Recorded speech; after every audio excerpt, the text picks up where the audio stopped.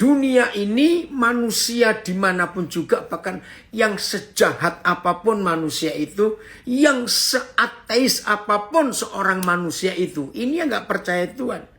Mereka tetap percaya hari esok itu masih ada dengan cara mereka berpikir, kalau besok aku bangun, berarti masih ada harapan di hari ini. Kalau besok aku bangun dan aku masih menikmati sinar matahari dan panas matahari, berarti hari esok itu masih ada.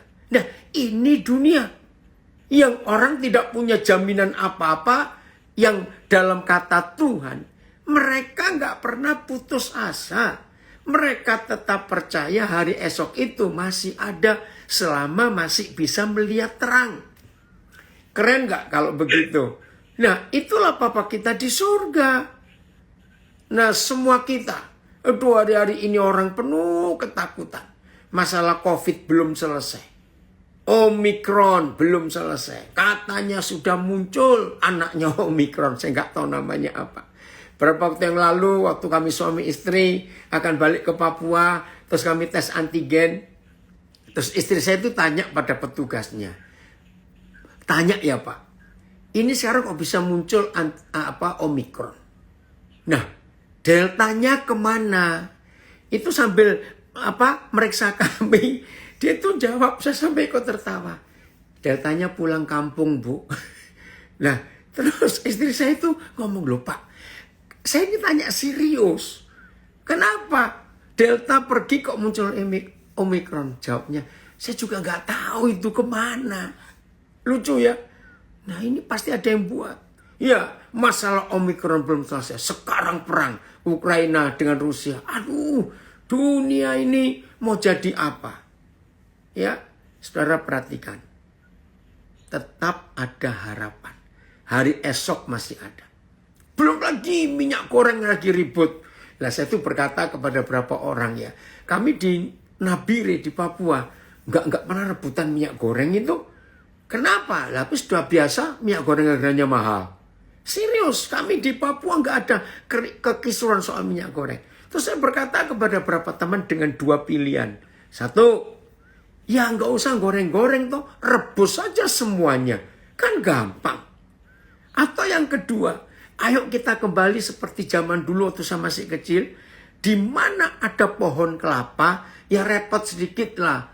Ayo buat minyak goreng dari kelapa. Ternyata minyak goreng dari kelapa itu punya 3 manfaat. Lebih sehat daripada minyak goreng buatan pabrik dari bahan apa saja. Nomor 2, minyak goreng dari kelapa itu jauh lebih harum, lebih enak untuk dimakan. Serius. Ya di Bali itu masih banyak rumah makan tradisional pakai minyak goreng dari kelapa. Nomor 3, seninya menyenangkan buat minyak goreng dari kelapa. Loh, kenapa menyenangkan? Bayangkan harus naik kelapa dulu, dibelah, dikupas, dibelah, ya terus diparut, ya setelah diparut terus diperes, keluar santannya, setelah keluar santannya digoreng ya sampai lama sekali. Nah, ini yang pernah tahu, saya nggak tahu ini anak-anak muda pernah tahu nggak? Saya nggak tahu bahasa Indonesianya, tolong saya. Nah, setelah minyak goreng, setelah diperes santannya dan digoreng sampai lama, nah itu akan terpisah minyaknya dengan ampasnya. Nah, ampasnya itu saya masih ingat waktu masih kecil. Namanya blondo. Ya. Dan itu rasanya enak. Gurihnya luar biasa. Nah, harus kembali. Ayo nggak usah rebutan. Oh, timingnya. Oh ya, di Manado namanya timingnya. Ya di Sulawesi Utara itu kelapanya banyak. Terima kasih Pak Pendeta Benny. Jadi hari-hari ini saya tuh memberitahu banyak orang, nggak usah rebutan minyak goreng lah. Yaitu nomor 1 tadi, rebus-rebus saja. Blondo ya Eva, ya itu Cirebon juga bilang blondo. Itu enak sekali. Ya, terus yang kedua ya pakai kelapa dibuat jadi minyak. Keren loh saudara. Aduh, menyenangkan. Ngapain ini kok antri-antri rebutan? Makanan yang direbus jauh lebih sehat daripada yang digoreng. Oke ya. Ayo yang di daerah sekitarnya banyak pohon kelapa. Ayo kita rame-rame ajak anak-anak kita. Seru loh. Karena saya dulu waktu masih kecil saudara. Ikut rame buat minyak kelapa. Menyenangkan sekali. Oke ya. Jadi selalu ada harapan. Oh di Semarang juga blondo ya. Iya lah yang nggak tahu itu bahasa Indonesianya apa. Orang Manado bilang tai minyak tadi. Keren sekali. Nah kalau manusia di dunia bisa punya harapan dengan kalimat pokoknya kalau aku masih bisa bangun pagi sehat berarti ada harapan. Kalau aku bisa merasakan panasnya, hangatnya sinar matahari berarti masih ada harapan. Ya sudah. Nah ternyata burung-burung juga begitu. Aduh saudara, kenapa nggak ada burung pagi-pagi bangun terus ngomel? Saya juga nggak tahu ya burung ngomel itu kayak apa. Tapi ada. Kenapa itu? Ote-ote tahu isi apa itu? Nggak usah digoreng, direbus saja. Ya, oke ya. Nah, burung-burung itu kenapa Tuhan Yesus berkata, lihat burung-burung yang di udara. Mereka nggak punya ATM, mereka nggak punya nomor rekening bank, mereka nggak punya lumbung. Saudara, ternyata setiap pagi kalau ada matahari, maka burung-burung langsung berkicau, rame sekali. Nah itulah masih ada harapan. Masa kita kalah dengan burung? Oke, nah kita lihat ayatnya. Hosea. Oh, pakai air fryer. Yang punya ya itu kan mahal. Ya, Hosea pasal yang ke-6 ayat 3. Terima kasih Bapak. Hosea 6 ayat 3. Untuk bisa punya keyakinan bahwa hari esok masih ada, Hosea 6 ayat 3 ini jaminan yang luar biasa. Marilah kita mengenal dan berusaha sungguh-sungguh mengenal Yahweh. Nggak diajak berdoa, nggak diajak baca Alkitab, tidak diajak ibadah, mengenal. Dan berusaha dengan sungguh-sungguh mengenal Yahweh, mengenal Bapa kita. Apa jaminannya? Ini loh yang disebut hari esok masih ada. Orang yang berusaha bisa mengenal Bapa di surga dan berusaha dengan sungguh-sungguh mengenal. Baca firman ini jaminan. Bapa Tuhan kita pasti muncul seperti fajar. Stop dulu. Terima kasih Bapak, terima kasih. Hari esok masih ada. Karena kita berusaha dengan sungguh-sungguh mengenal Papa. Dan begitu saudara dan saya bisa kenal Papa, maka jaminannya Papa kita pasti muncul seperti fajar. Wih, luar biasa. Ini harapan. Saudara, kenapa digambarkan pasti muncul seperti fajar? Karena fajar itu tidak pernah ingkar janji. Betul?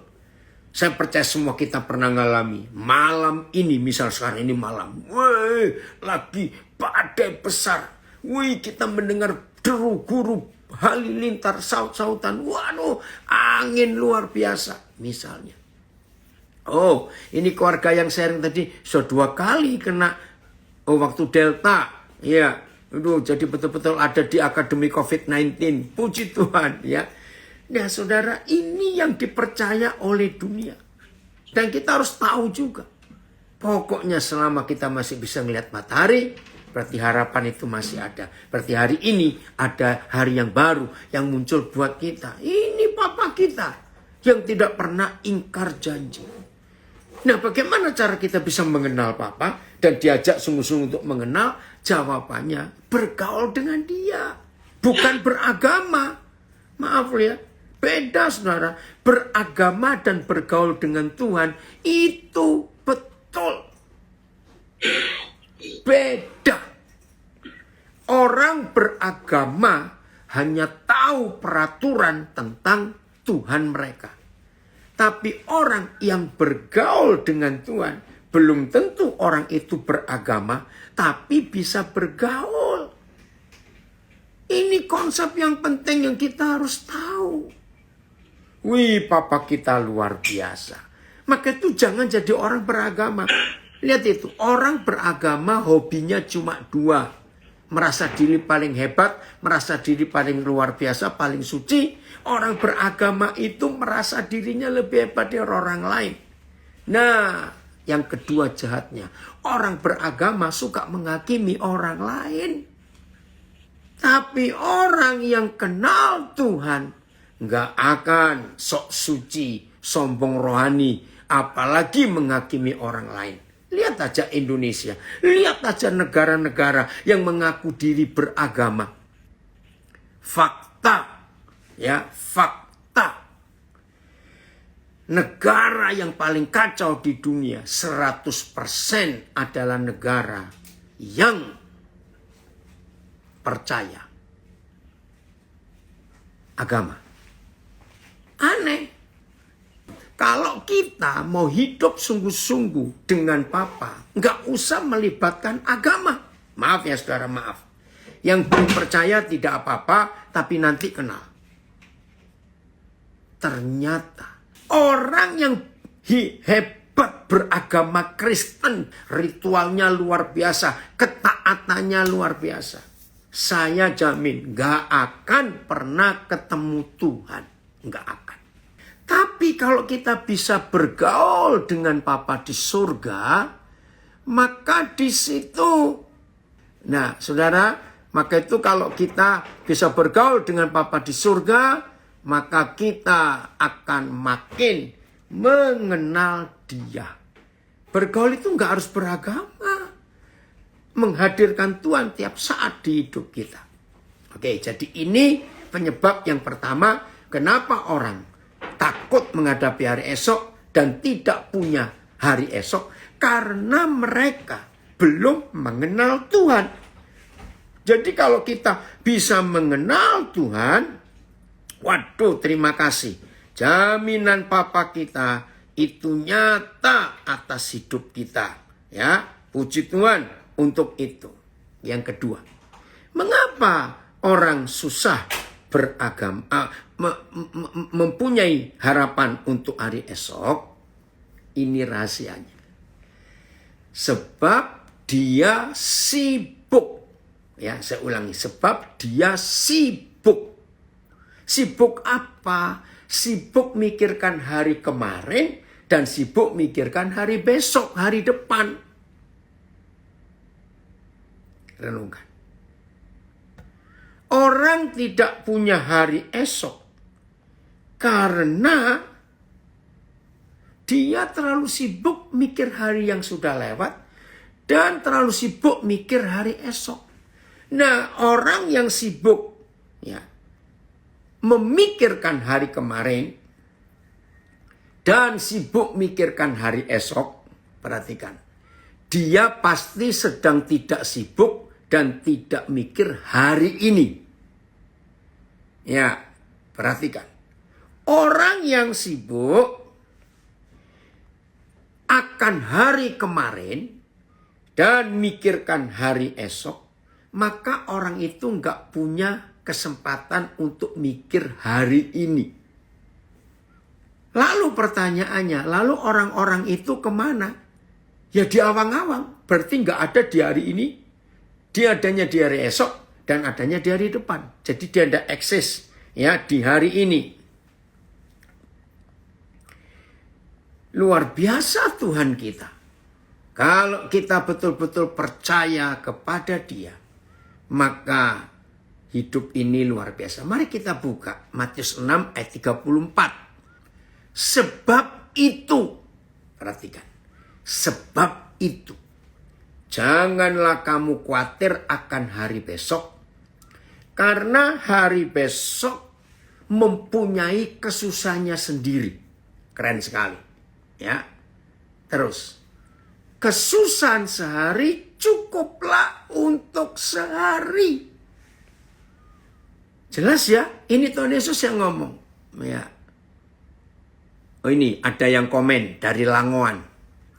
Aku dengar kata seseorang, Orang yang bikin dosa karena takut masuk neraka itu agamawi, betul. Jadi bukan karena mengasihi Tuhan, cuma karena takut neraka. Lanjut. Orang yang memilih gak bikin dosa karena sadar Tuhan sayang, maka sayang banget sama kita, itu namanya hubungan, pergaulan, relationship dengan Tuhan. Terima kasih, Ria. Ini komen dari Languan. Puji Tuhan. Oke. BIS saya baca. Oleh sebab itu, ya, janganlah khawatir tentang hari besok. Jangan khawatir. Sebab besok ada lagi khawatirnya sendiri. Hari ini sudah cukup kesusahannya. Tidak usah ditambah lagi. Nah, hari ini sudah cukup kesusahannya. Jangan ditambah lagi. TSI. Jadi, tidak usah khawatir akan hari esok. Karena tiap-tiap hari mempunyai pergumulannya sendiri. Cukuplah jalani pergumulan hari ini.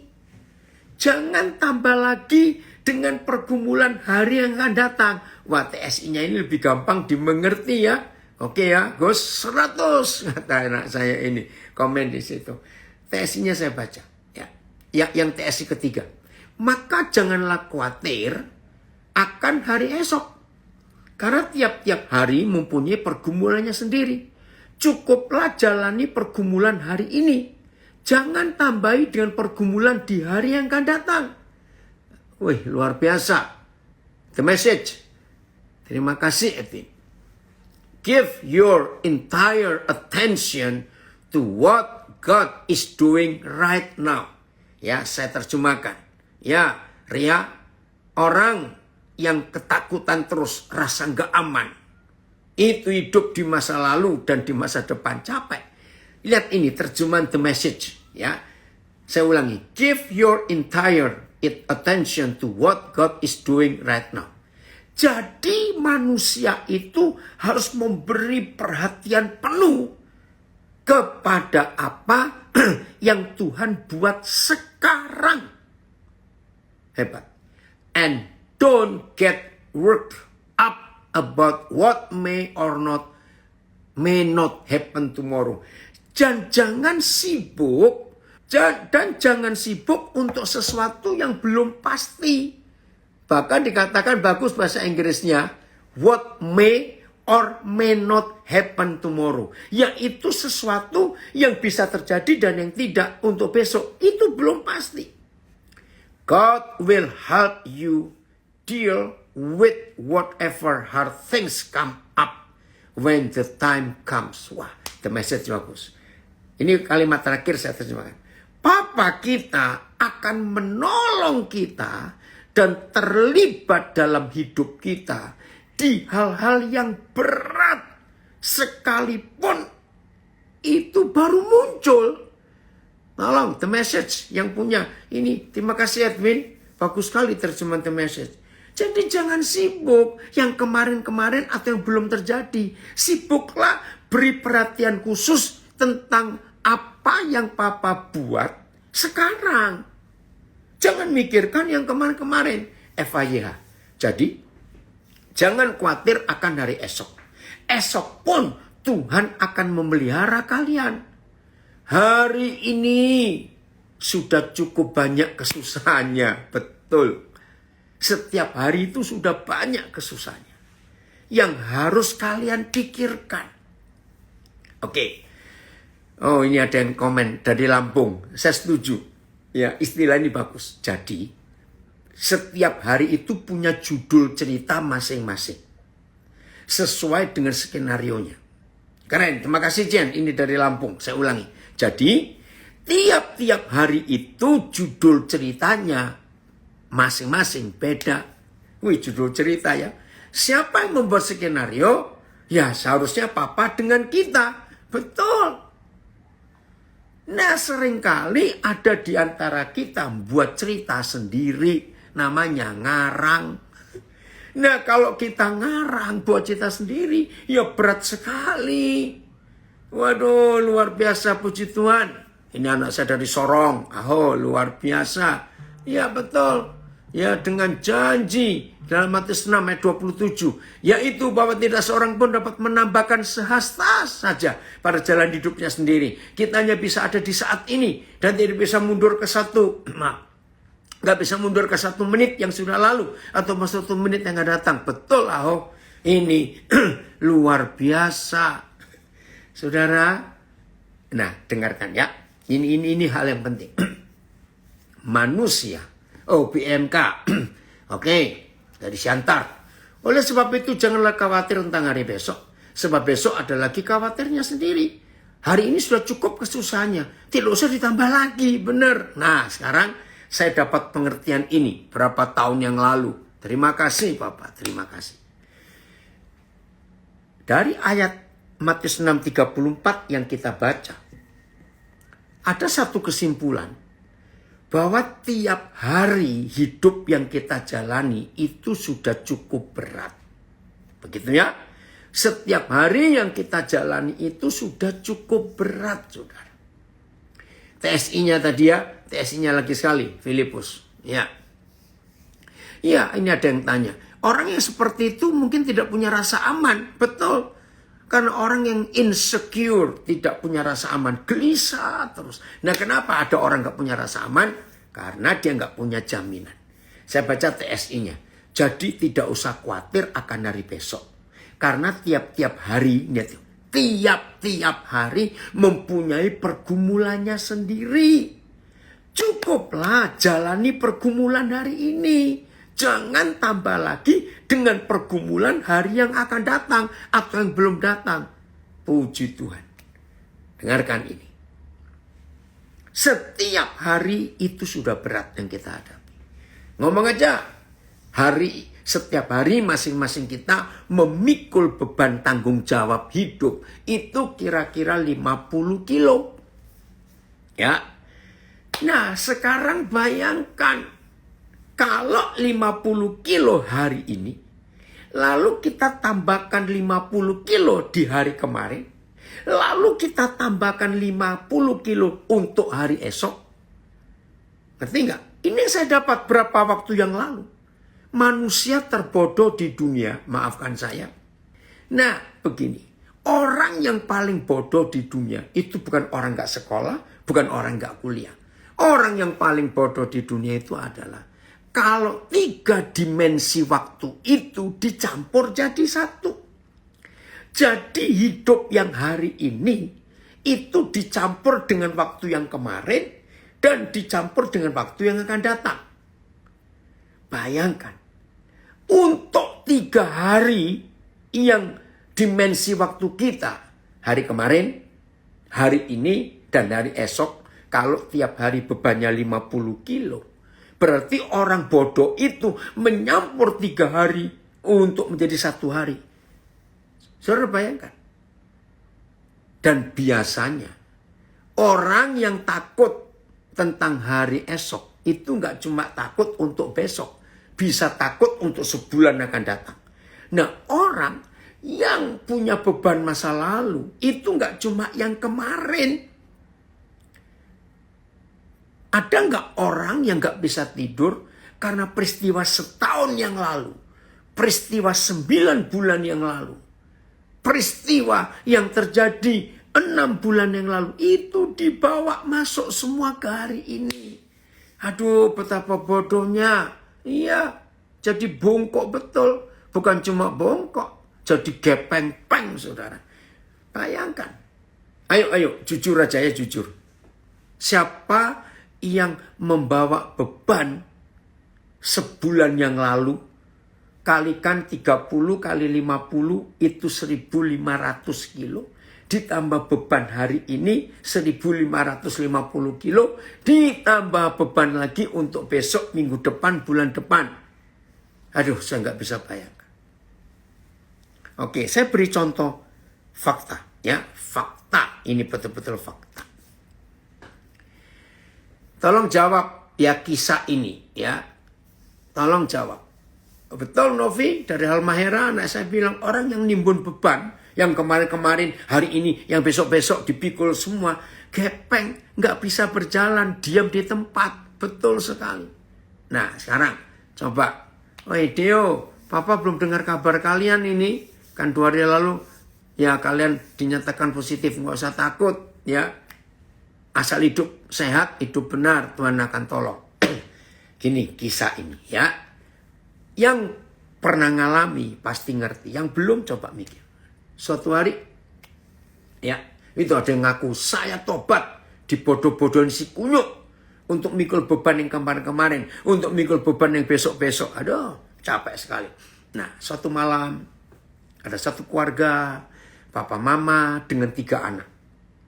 Anak-anaknya paling tua 10 tahun, 8 tahun, dan 4 tahun. Jadi 3 anak. Malam itu satu keluarga kecil ini lagi duduk-duduk. Terus papa bilang kepada anak-anak, anak-anak, malam ini kami nggak punya uang, kita nggak punya uang. Jadi besok belum tahu kita makan apa. Saudara, anak-anak dengar nggak punya uang, jadi besok tidak tahu mau makan apa. Nah, tolong jawab.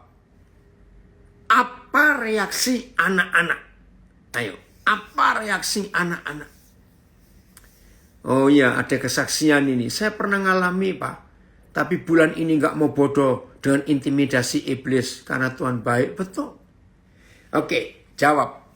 Apa reaksi anak-anak kecil ketika papa mamanya memberitahu kita nggak punya uang? Jadi besok nggak tahu mau makan apa. Ayo, apa jawabnya?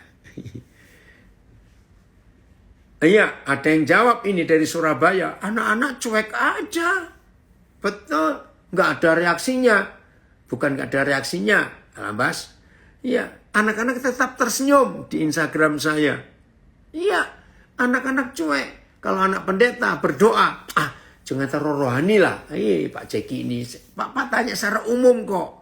Biasa saja, betul. Pasti nyantai karena anak-anak itu bersama orang tuanya. Senyum-senyum saja, betul. Iya, anak-anak ngambek. Wah, maaf ini. Kalau yang jawab anak-anak ngambek berarti belum pernah punya anak. Oh, ada yang jawab anak-anak sedih. Enggak, salah. Santai wae. Iya. Anak-anak tetap tidak terpengaruh. David Leo betul. Pasti nyantai karena anak bersama orang tuanya. Nah, oke. Sekarang ketahuan ini. Ada 2 partai yang menjawab. Satu partai anak-anak kecewa, anak-anak sedih, anak-anak nangis. Yang satu bilang cuek, santai, tetap ceria. Betul. Yang betul nomor 2. Bukan anak-anak tuli. Bingung, anak-anak nggak tahu harus bagaimana. Enggak, salah juga ini dari Banjar nih. Enggak, anak-anak enggak terpengaruh.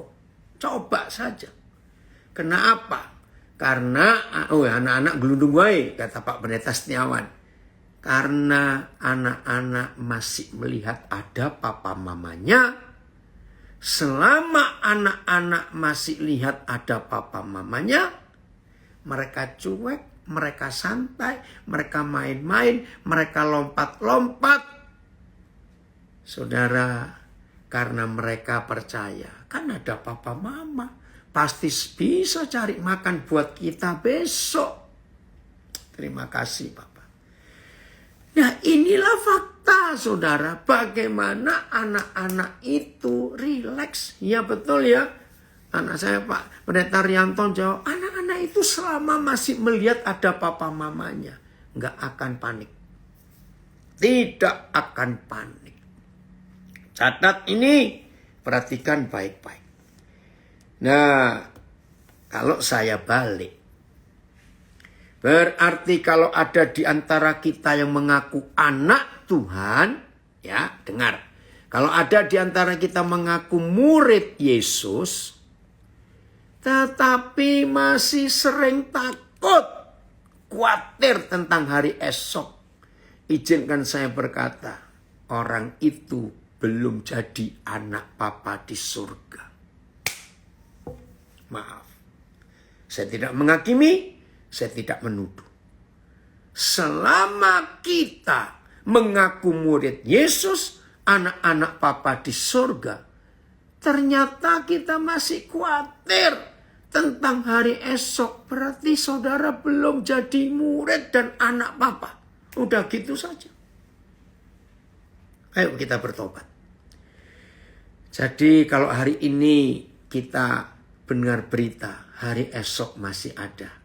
Terima kasih Pak Pendeta Ferdinand Rianto dari Makassar. Oh, dari Brisbane anak saya komen. Begitu juga kita.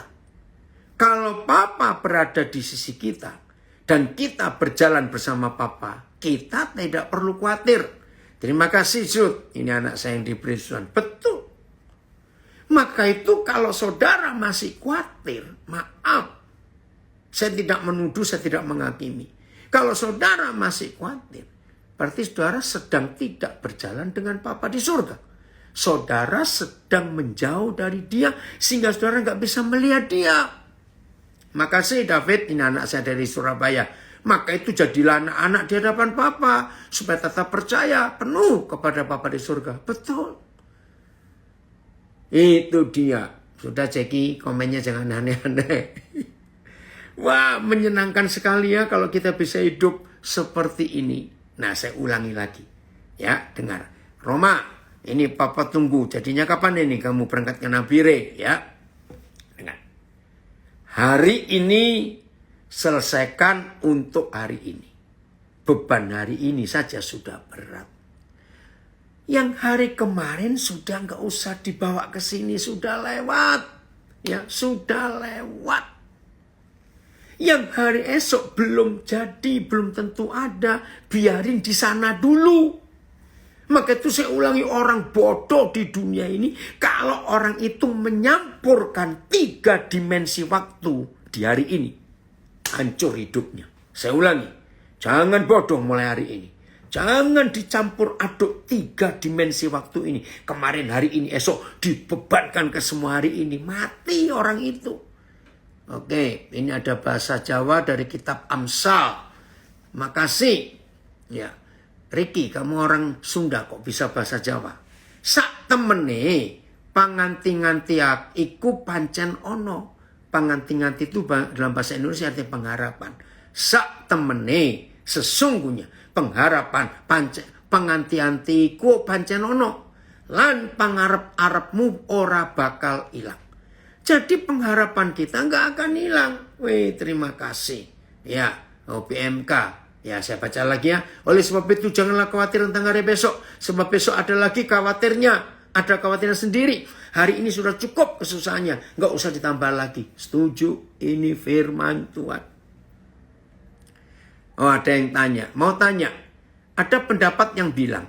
Kalau khawatir dan takut itu manusiawi. Yang akhirnya dijadikan pembenaran.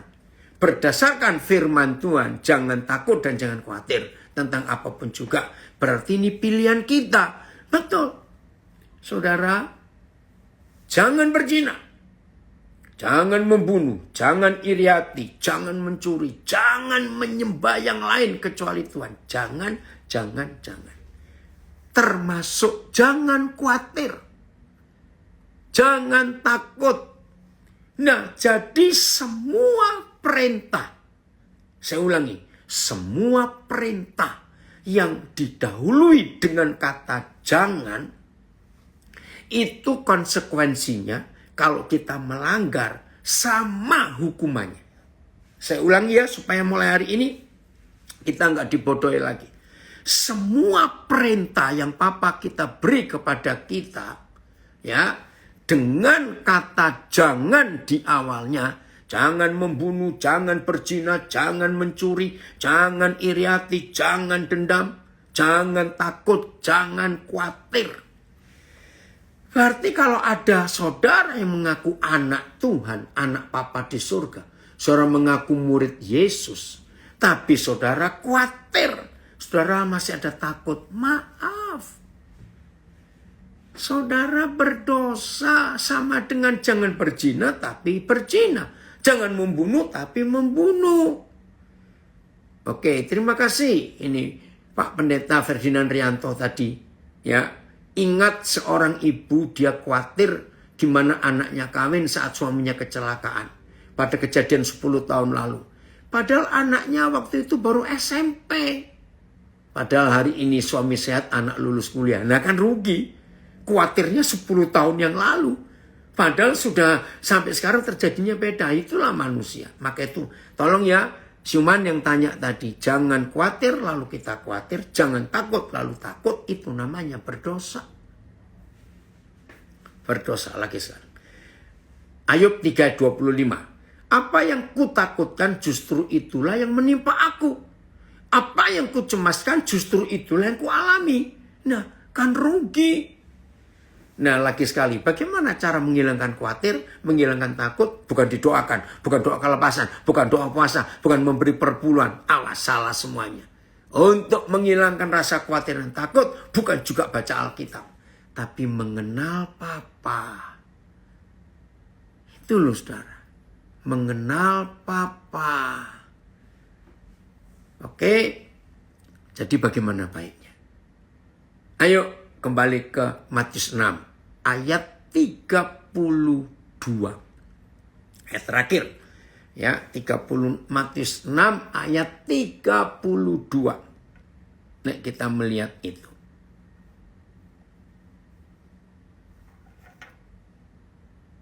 Udah. Semua itu dicari bangsa-bangsa yang tidak mengenal Tuhan. Apa yang dicari semuanya itu? Saudara perhatikan ayat 31.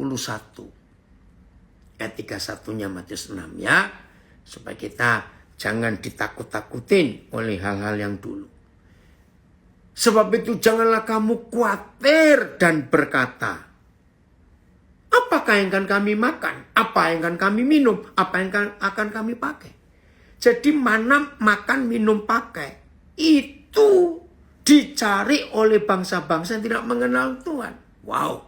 Ini anak-anak saya dari Las Vegas gabung. Ya Yung, puji Tuhan, senang sekali Papa. Kalian bisa ikut belajar ya. Gimana kabar kalian di Las Vegas? Oke, lihat. Semua itu. Apa tadi semua itu? Makan, minum, pakai. Dicari oleh bangsa-bangsa yang tidak mengenal Tuhan. Nah, kalau saudara dan saya mengenal Papa, berarti kita nggak perlu ikut cari. Makan, minum, pakai itu nggak perlu ikut kita cari. Loh, masa nggak perlu cari? Ini jaminannya. Karena Bapamu yang di surga tahu bahwa kamu memerlukan semuanya itu. Wih, ini kata bagus, TSI-nya. Semua hal itu. Makan, minum, pakai tadi. Selalu dikhawatirkan oleh orang-orang yang tidak mengenal Tuhan. Semua itu selalu dikhawatirkan oleh orang-orang yang tidak mengenal Tuhan. Shalom balik. Bapak ini Proposiswanto. Lupa saya. Padahal Bapamu yang di surga sudah tahu bahwa kamu membutuhkan semuanya itu. Ya sudah. Kalau Bapak kita sudah tahu bahwa kita memerlukan semuanya itu, ya sudah. Biar urusan Papa. Nah, kembali contohnya. Ya, yang belum punya anak pun akan tahu. Ya, seperti kami, nggak punya anak kandung, tapi kami percaya akan firman ini. Satu hari, ada seorang anak kecil, umur 6 tahun lah, atau 7 tahun. Oh, apalagi masa COVID. Tahu-tahu dipegang lehernya, dahinya oleh orang tuanya. Wah, kok anak ini mulai anget-anget ya. Biasanya khawatir sekarang. Apalagi Omikron ini kurang ajar betul. Yang diserang anak-anak loh Omikron ini, saudara. Saudara, saya tanya. Ketika ayah ibu melihat suhu tubuh anaknya naik dikit, anget-anget lah. Bukan panas. Ayo, anak itu bagaimana? Nangis, takut, khawatir? Enggak. Tetap lompat-lompat, lari-lari. Yang khawatir papa mamanya. Salah satu baju anak kita yang masih kecil itu robek. Mereka nggak khawatir, cuek saja. Justru buat anak-anak, baju yang sudah nyaman di badan itu sudah mulai jelek. Itu kalau diganti anak-anak marah loh. Karena baju baru itu seringkali gatal, maaf ya. Nah, anak-anak begitu. Bajunya robek dikit, mereka nggak khawatir, mereka cuek. Yang bingung papa mamanya. Sepatunya juga robek, mereka cuek saja. Ini ayatnya. Terima kasih papa, terima kasih. Selama ada papa, kami nggak perlu khawatir, nggak perlu takut. Sebab hari esok itu masih ada. Terima kasih. Lagi sekali semua saudara yang hari-hari ini sedang khawatir tentang hidup. Ya, kalau dinyatakan positif Omikron nggak apa-apa. Ya, betul, anak-anak memang lebih gampang kena Omikron. Kasus ini aneh betul. Ya, jadi ada papa di surga. Ayo kita hidup dalam kebenaran ini. Terima kasih papa, terima kasih untuk kasih-Mu, jaminan papa untuk hidup kami. Kami nggak akan takut menghadapi hari esok karena ada papa yang baik. Pegang firman ini. Dan betul-betul kita nikmati hidup berjalan bersama papa yang baik. Gak perlu kita khawatir tentang apapun juga. Haleluya. Tuhan Yesus memberkati kita semua. Dan jadilah pelaku firman. Bukan cuma pendengar firman. Ya, pelaku. Dan kita menikmati hidup bersama dengan papa. Gak perlu khawatir, gak perlu takut. Karena hari esok masih ada. Selama masih bisa melihat terang. Selama masih bisa menikmati hangatnya sinar matahari, harapan masih ada. Puji Tuhan, kita orang-orang yang diberkati.